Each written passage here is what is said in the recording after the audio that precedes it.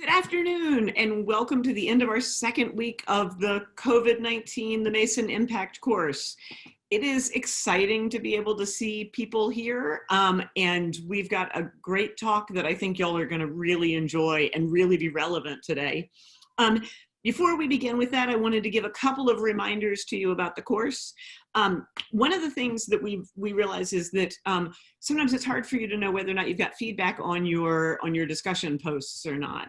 In addition to being able to go back to the week and click on the same assignment link to be able to get back to the discussion board, the other thing you can do is go into the My Grades line that's on the left-hand side of your Blackboard page, and you can see your grades listed there. In addition to seeing the grades, if there's a blue bubble next to it, you can click on that for any feedback that you've been given. Sometimes that feedback actually feeds you back into the FAQs for support for citations or other kinds of support. But I just want to make sure you remember to do that.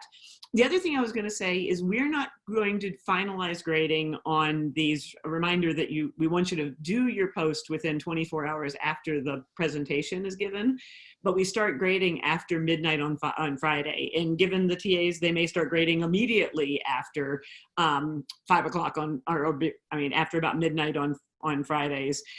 So that's the final deadline. But between now and then, you have a chance to go back and you can edit your own discussion post, and you can also converse with other people. But you can edit your discussion post. So if you go in now and see there was a comment from last week, you can still go in and use that to be able to strengthen any of your posts from this week. And a reminder that you need to get at least 2 satisfactory grades every week over the course of the class, and then 1 out of the last week to be able to get credit for the course. And remember, we're grading on a satisfactory no credit basis. So it's either a satisfactory or a no grade. The other 2 announcements, one is a reminder, and I'm appreciating y'all are already doing it. And clearly you're excited about this content. The chat is for questions about the class with the teaching assistants. The Q&A is what I'm using to be able to help feed our conversation with our speakers. And so you want content-oriented things in the Q&A. The other thing I would say is that week 3's materials are open now. So you can see next week's speakers and their materials if you're getting ahead and reading over the weekend. And we've got some really interesting questions about testing, the information, especially as if you're living in this area, about how K through 12 education is going, and reimagining the arts. So from that, what we're going to hear about today is something really relevant, is the question about sort of climate change and the environmental impacts of COVID-19, and then where do we go from here, which is what you were reading about. And so today's speaker is Dr. Andrew Light. He is a university professor of philosophy, public policy, and he's also in atmospheric science. And he's going to be talking today as our featured speaker. So Dr. Light, I'm going to hand it over to you. Thanks very much, Bethany. Great to be with all of you here. I am, as Bethany said, I'm George Mason, spread across a number of departments. I've been at George Mason since 2009. I moved here after teaching at NYU, where I ran the environmental conservation program for about 6 years. Then I was at the University of Washington in Seattle, split between the School of Public Policy and the Department of Philosophy. But I would just, the high point of my entire career was actually coming to Mason, because I wanted to really make a huge change from being primarily an academic who did some consulting and some policy work, with policymakers on the side, to actually trying to make the transition into doing public policy myself. I've been working on more traditional, environmental issues and urban sustainability and restoration ecology and things like that, and then saw that everything that I've been working on was becoming impacted by climate change, which is true of anyone working on environmental issues and kind of almost any issue of social welfare today. And I wanted to actually try to contribute to that. And Mason was the ideal place for me to move to, because they really supported this transition.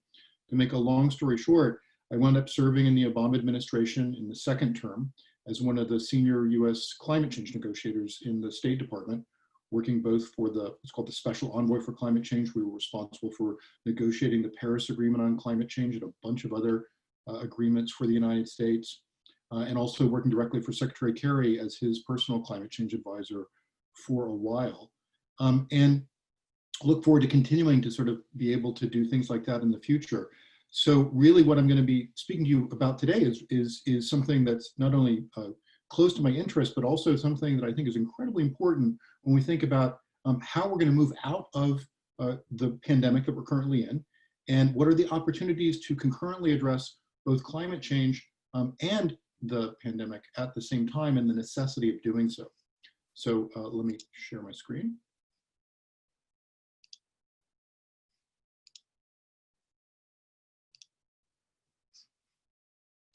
Okay, so everyone do a quick check. You guys can see that, right?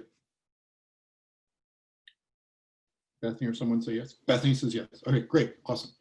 Okay, so if we kind of look at the preponderance of, some of the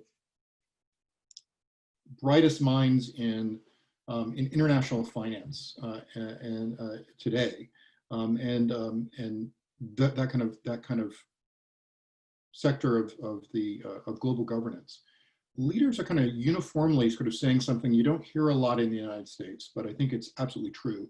And what I'm going to try to do is demonstrate a lot of this stuff. So here's a few quotes from Antonio Guterres, the UN Secretary General, about how we need to protect both the planet, both from coronavirus and the existential threat of climate disruption.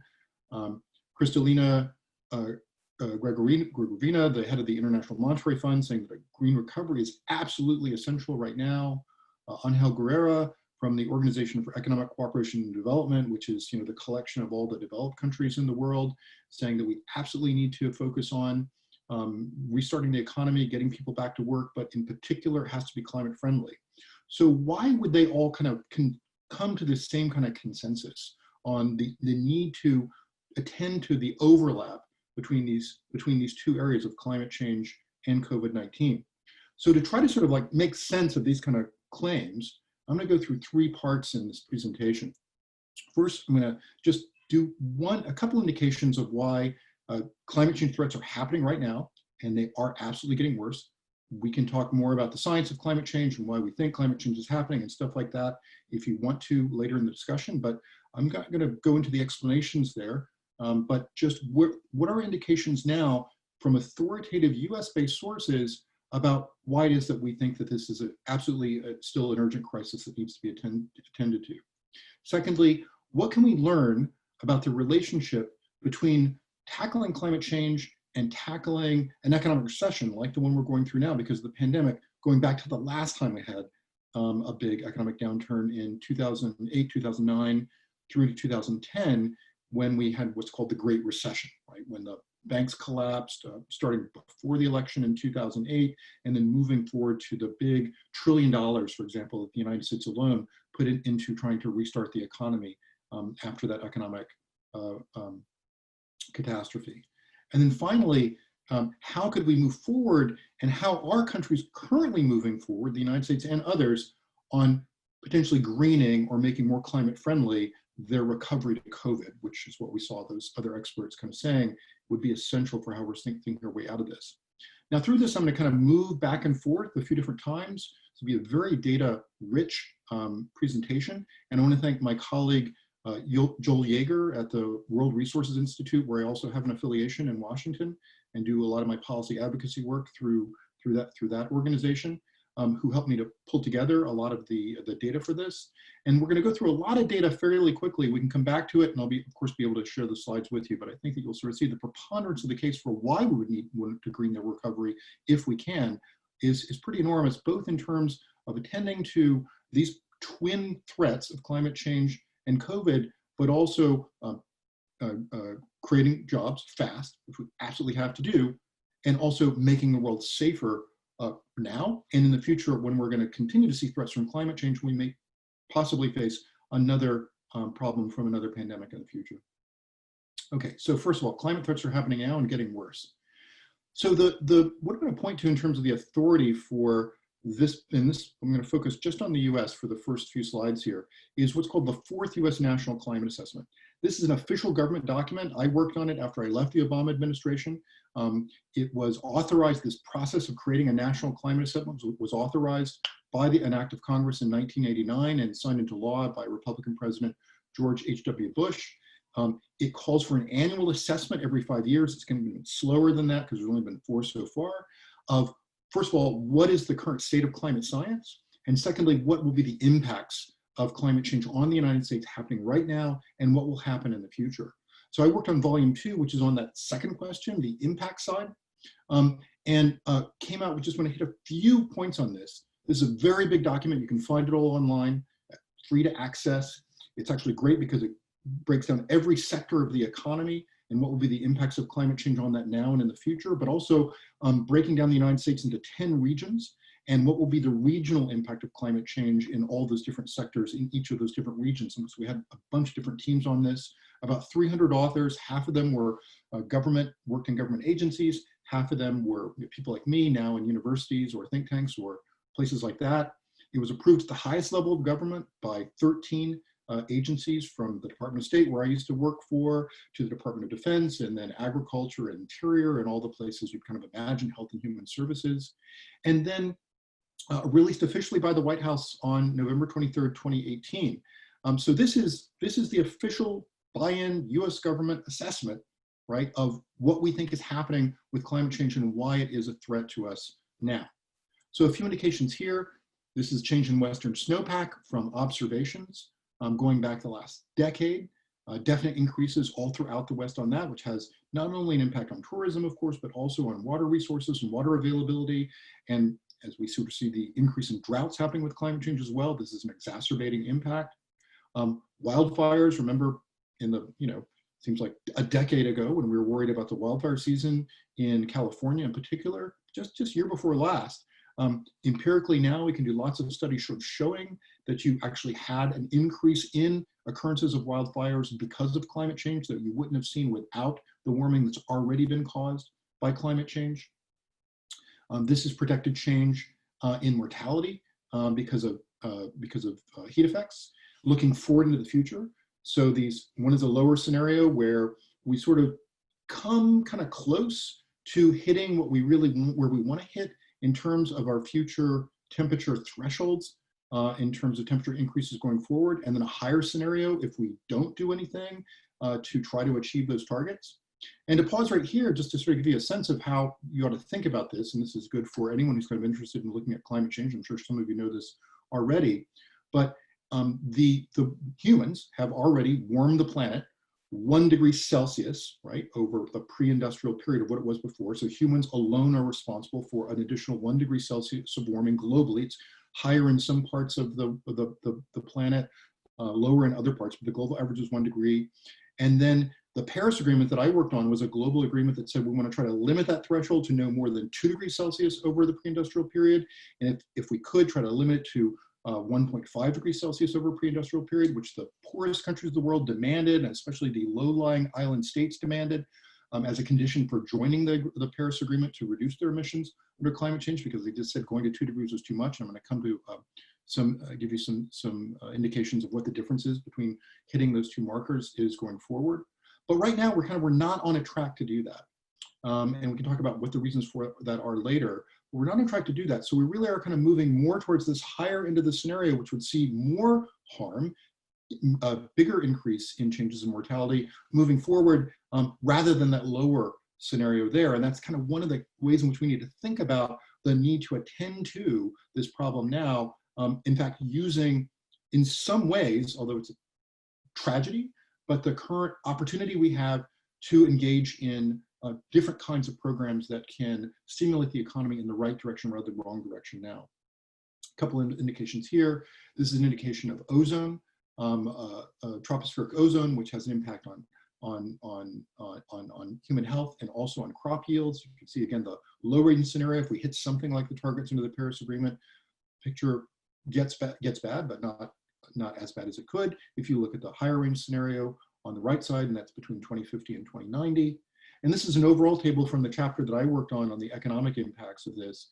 I won't go through it in detail, but this was an Environmental Protection Agency model that we built out and looked at just sector by sector: labor, extreme temperature mortality, again, impacts on roads, coral reefs, algal blooms, infrastructure in Alaska, all kinds of ways in which we now have the capacity to sort of say, again, this will be the impact.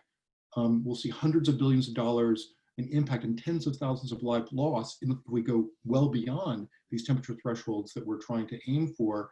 And then the avoided damage, percentage of avoided damages on that right-hand column there, of what it could be if we were able to lower emissions moving forward. Here's another way to sort of think about this. This is also from the Trump administration. This was an official document released by the Trump administration, like the National Climate Assessment. This is called the Worldwide Threat Assessment of the intelligence community. So this is the CIA and the Defense Intelligence Agency and all of them together who work under the umbrella of the Director of National Intelligence. In 2019, they released and they have to do this every year, an annual public statement. There's also a classified version of this, of what are the threats that the United States faces. And they go through terrorism and all the kinds of things you'd want to.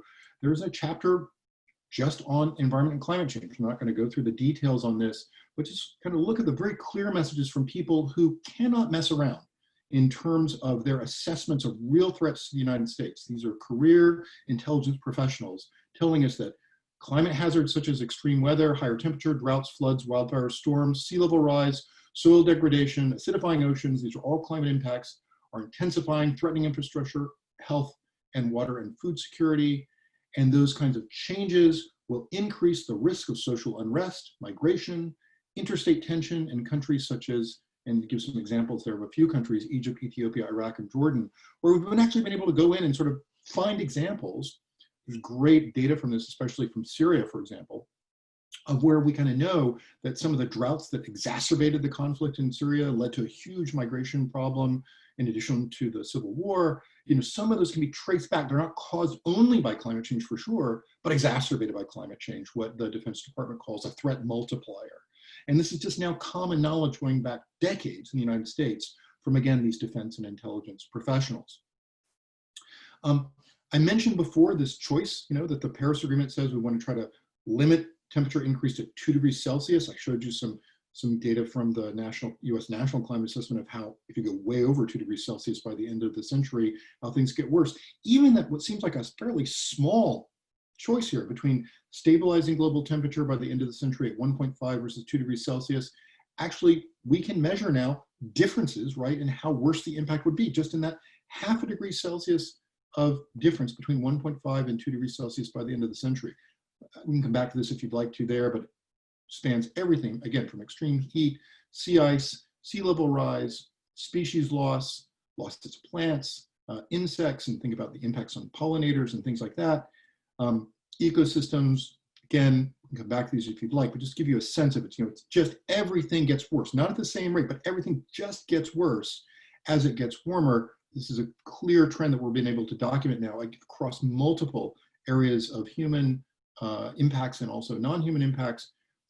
This is one that is particularly striking, loss of coral reefs. And you think about all of the communities around the world that actually rely on the coral reefs for their livelihood, either fishing, tourism, things like that.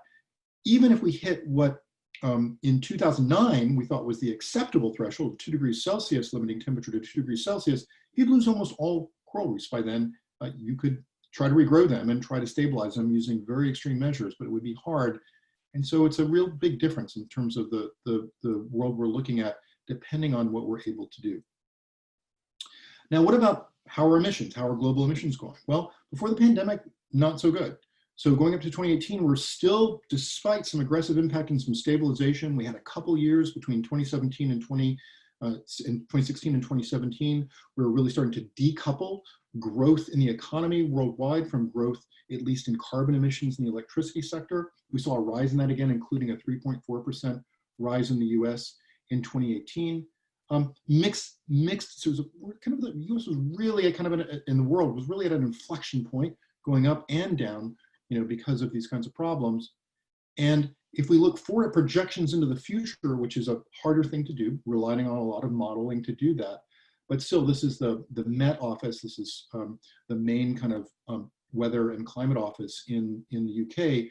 who annually updates a kind of a 5-year mean forecast saying that we're looking at one of the warmest decades moving on the planet. And a little shout out here, if you'd like to sort of read some great stuff on, there are some parts of the world that actually have already gone over and exceeded this 2 degrees Celsius threshold. And the Washington Post actually this year got a Pulitzer Prize for reporting out from a bunch of places around the world, Alaska, Mongolia. Turns out the Connecticut, New Jersey, New York regions also already exceeded this threshold, places where you can already see what the future looks like, again, if we don't get a handle on this. Now, come back to this later, but the big question, of course, is what is the impact of COVID on this? And it's been pretty dramatic, and this is why I wanted you to look at that, just a short excerpt from that International Energy Agency report on the impact of COVID. And it's really been dramatic, viewed one way, but also, you know, kind of also shows how locked in we are in some respects. So the projection is by the end of 2020, we're going to see probably around an 8% drop in emissions since 2020. That's twice as much as all declines, that's the lower graph there, since World War II. But the experience that we've had, and this, we'll go back and look at this in the next section on what happened when we had another economic collapse, which also led to a drop in emissions, is that this is temporary unless you double down and you really focus on trying to use the necessity of economic recovery and alleviating the suffering there to also grow in a different direction. And that's kind of the sort of the main lesson we kind of learned, and what are the advantages of doing that from 2008, 2009, and then we'll compare that to what's going on today in the last section.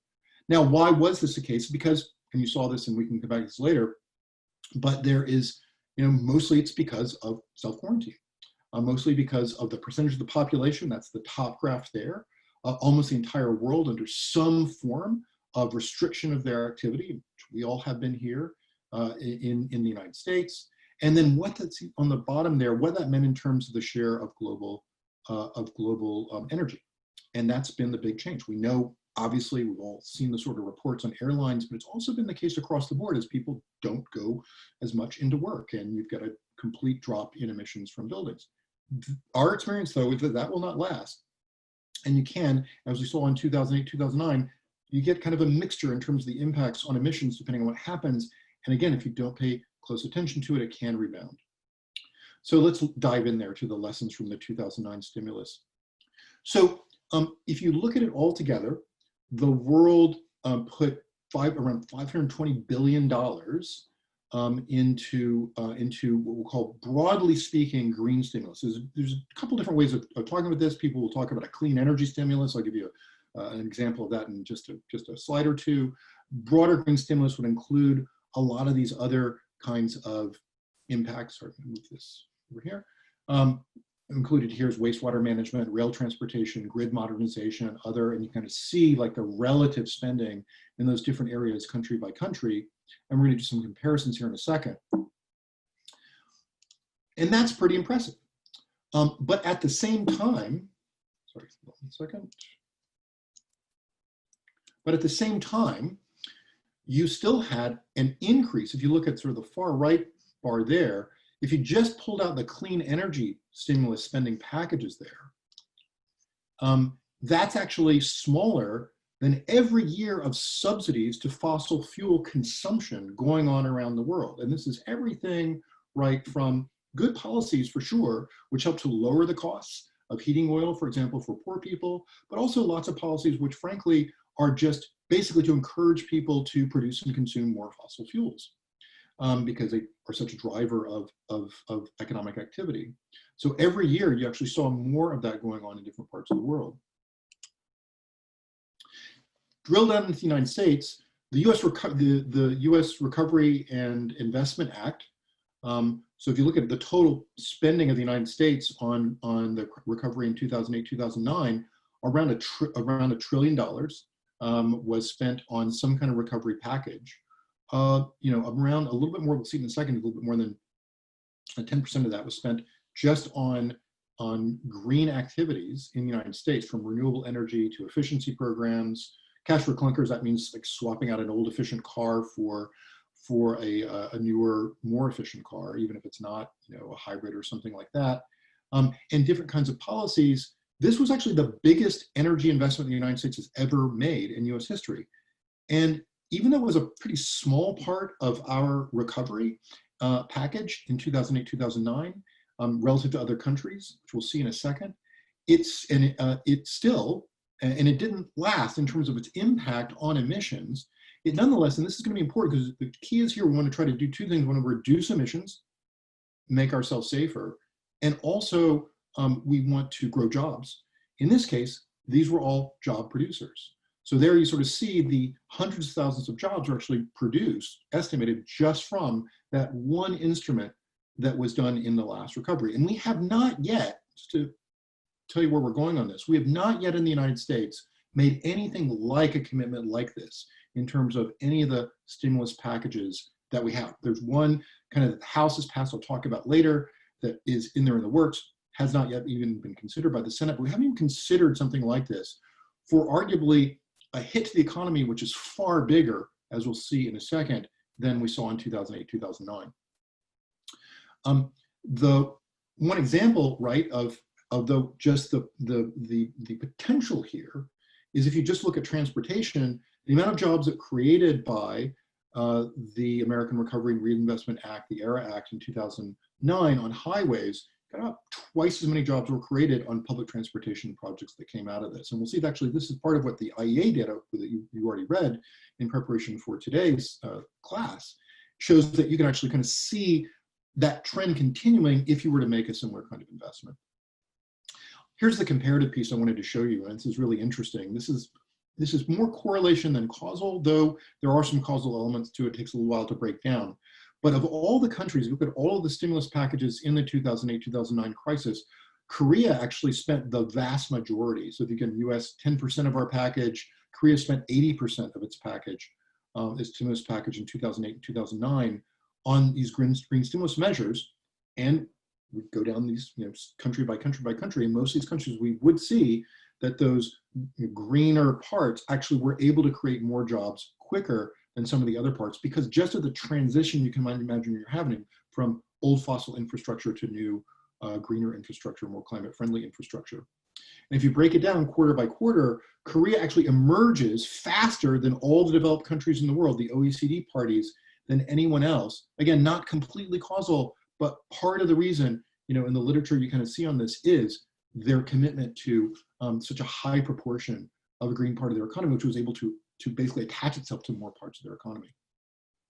So the upshot I think we get from this is the key to green recovery, that those excerpts we talked about at the very beginning can be, doesn't have to be, certainly it's not right now, certainly not in the United States.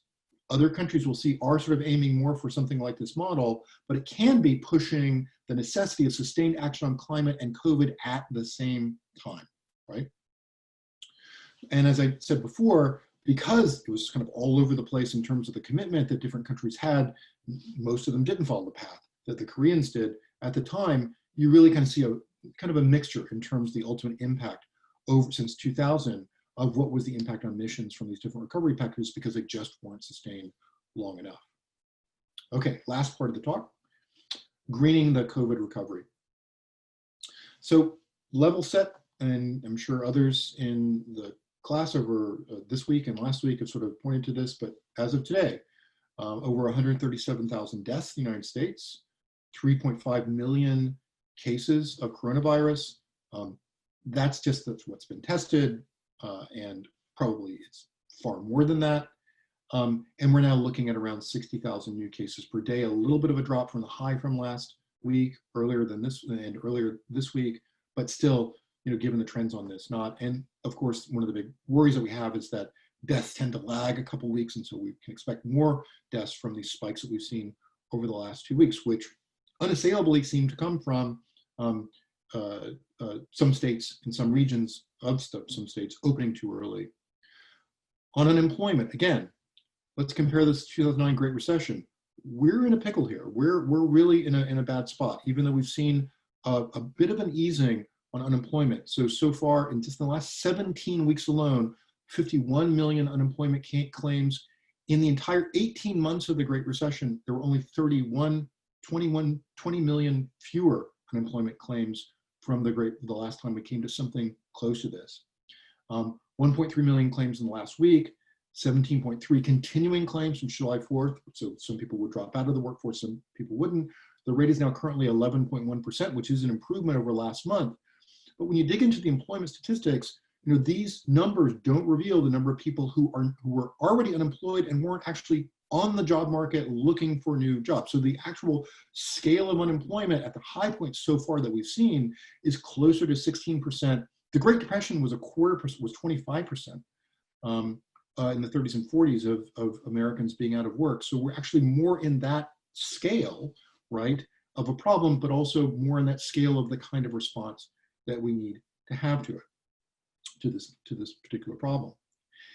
And that's just the United States, and we can imagine what this means, but think about this happening globally as well, because we're not isolated, and what's going on in the rest of the world definitely impacts us, both in things like those threat assessments I mentioned earlier, but also in terms of, ability of Americans to sell goods and services around the world from the things that we make here, and the way in which this affects trade and commerce.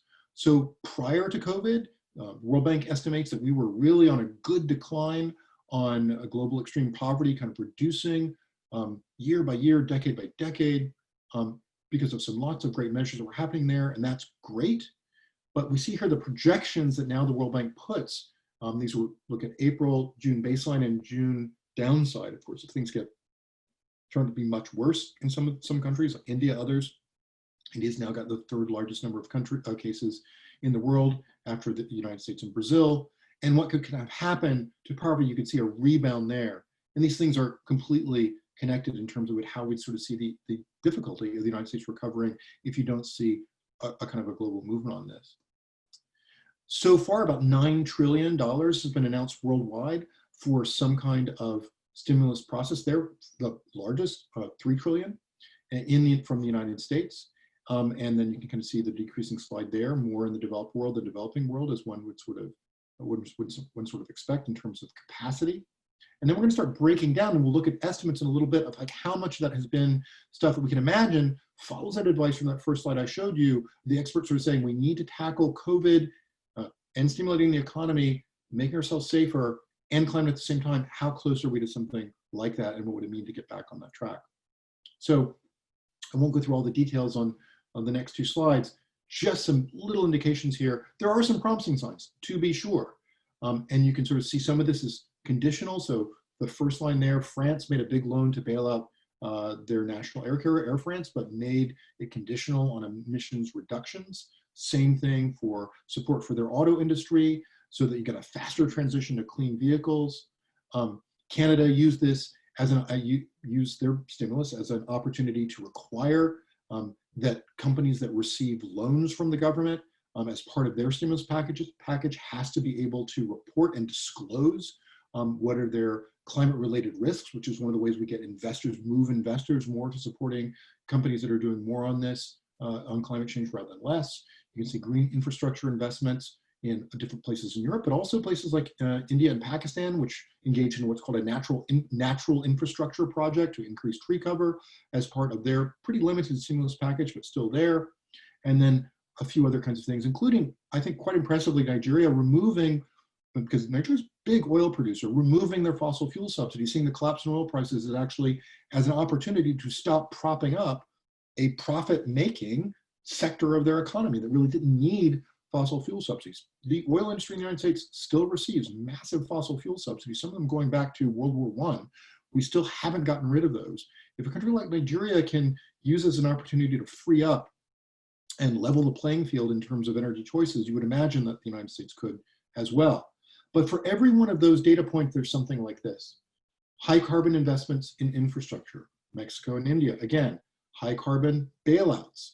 So the US bails out the airlines without requiring any environmental conditions at all. And then this causes a giant dust up in US policy when some environmental groups were actually calling for airlines to voluntarily move to lower carbon intensive fuels or more efficient fleets in exchange for the bailouts that they were getting.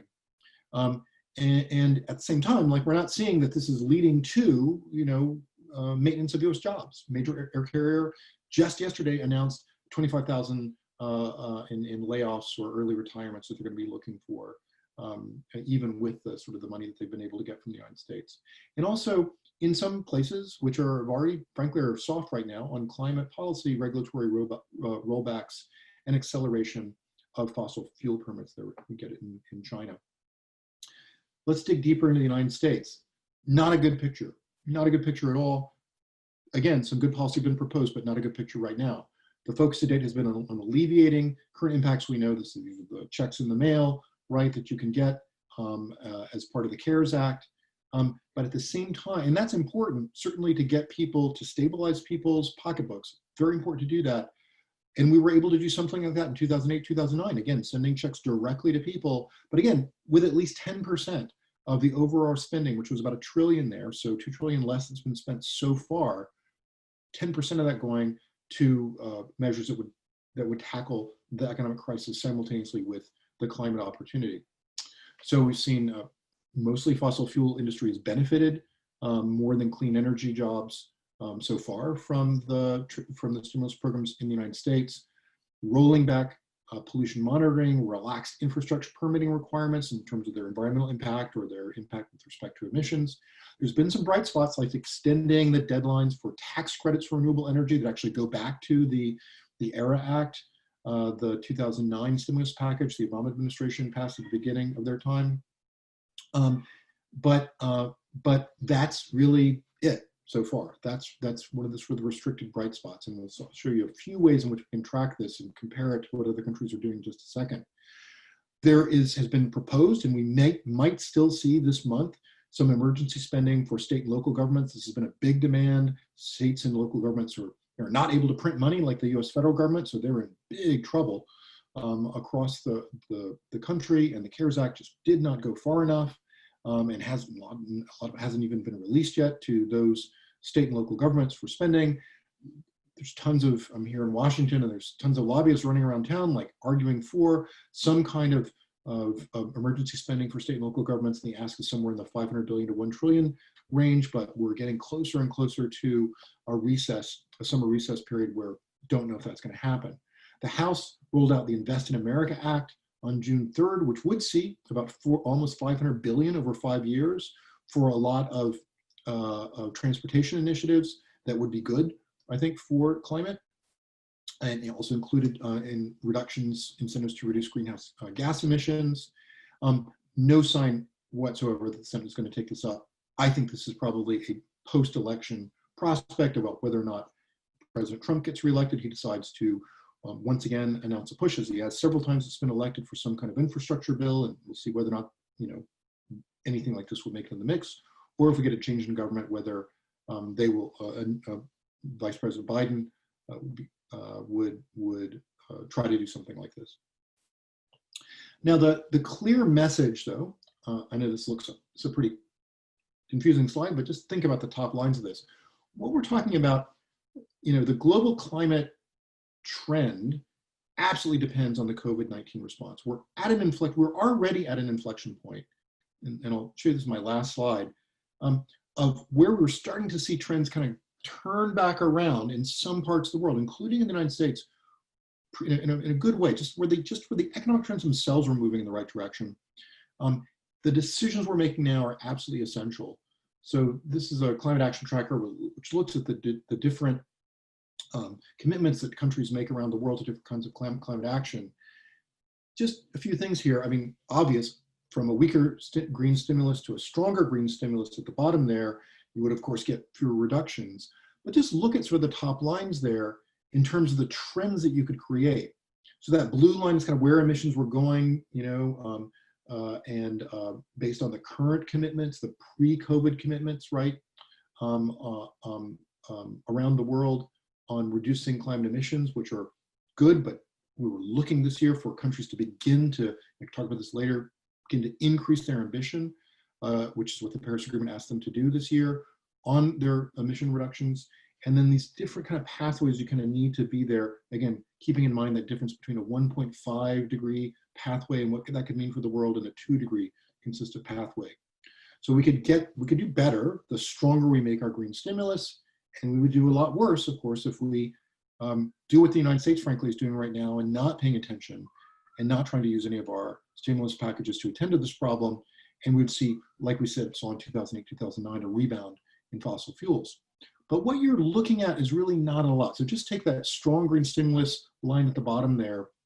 To get those kinds of reductions, only 1.2% increase in total green investment worldwide and a 0.4% decrease in fossil fuel investments to get to that most ambitious marker. So we're not seeing anything that would lead to an extenuation at all of the hardship economy we have right now, but potentially stuff that would restart the economy. And as we'll sort of see from the data, and most of the projections have been done here, and this is what the IEA study did, show you that we actually would get potentially a great increase in jobs. So I'm going to give you 3 examples, and this is where there is no official global assessment yet of how countries are doing with their different green recovery or green stimulus or stimulus packages across the board. I'm going to give you 3 different analytical institutions and where they see things there. And the numbers are different, but the overall message is the same. So this is Vivid Economics, which says that about 30%, right, is being spent on environmental issues writ large. This is not just clean energy. This is a lot of stuff as well, transportation infrastructure, resilience as well, which is also could be a big winner.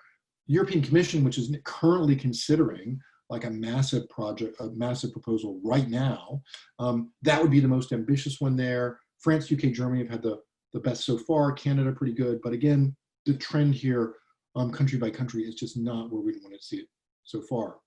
Energy Policy Tracker, another kind of outfit, looks at this is again just looking at the energy picture alone, so not as broad as the Vivid Economics analysis. 89 billion to clean energy in the G20, but the vast majority, like 45% of so far what's being put out there in the economy by countries is unconditional support for fossil fuels and fossil infrastructure. And even a lot of the cleaner stuff there is conditional. So in the United States, at the top bar, that's mostly tax credits. So that only happens if companies are out there investing and trying to build new, grid scale solar installations or big wind farms or something like that. So that's a tax credit they get if they do that. So that's conditional. That's not direct government expenditure even there. And then this is the BNEF. I'm using this is a Bloomberg New Energy Finance, and it's they sort of look at their particular way of dicing this up. 40 billion in green stimulus so far, but again, a lot more, right? It's not going to, and most of it coming kind of out of Europe at the moment, and then you can see on the right kind of the different sectors that it's going to, and this is as of June 9th. One study by Hepburn and colleagues, and this is sort of to add more to just the 3 experts I gave you there, talked to 231 energy experts across the board and sort of said, where's the sweet spot there between something that give you a high climate impact, so this is the right upper hand quadrant, and also a long run multiplier so that you actually get more job creation over time. And then brown is kind of slower in terms of impact, and blue is faster. And what we sort of saw, just from the example of Korea, as a big sort of as a country that really put in a lot in terms of their green stimulus in 2008, 2009, and the experience we have from other countries, but just because like all these technologies have just gotten cheaper and they've gotten more dispersed. And so since 2008 and 2009, it's actually a much stronger prospect, in fact, from doing something that very few countries are willing to do even then. And you can kind of see that sort of what hits in the higher quadrant there of a long range multiplier and also a high impact are things like clean energy infrastructure investment, building upgrades, green spaces and natural infrastructure, clean R&D spending, and the stuff that's sort of slower and actually doesn't really help the overall economy very much are things like we've done in the United States, like unconditional airline bailouts. The United States is not the only country to do this, and other kinds of measures like that. The IEA report that I circulated prior to this class, in fact, sort of shows you that, again, because we're talking about new build out and the cost has sort of dropped so much where renewable energy now is cost competitive with even natural gas, which is the cheapest fossil fuel, you can create more you can create many more jobs in urban transportation, solar voltaics, about twice as many jobs as you can in the oil and gas sector, if that is what your measure is. So irrespective of what you're sort of thinking about in terms of, building out the energy structure, if you want to focus on getting people back to work, which is absolutely crucial, if we really are looking at about 16% unemployment or thereabouts in the last couple of months, this is actually one of the places where you can actually see a lot more job creation. Similar kind of analysis from the UK Energy Research Centre, again, coming to, frankly, the same conclusion here, different numbers. And to flip it around, we haven't talked about this a lot, but I'm happy to talk about it later. And this is where you can really see a very tight overlap between responding to climate change, responding to COVID, that we can also talk about in terms of clean energy as well.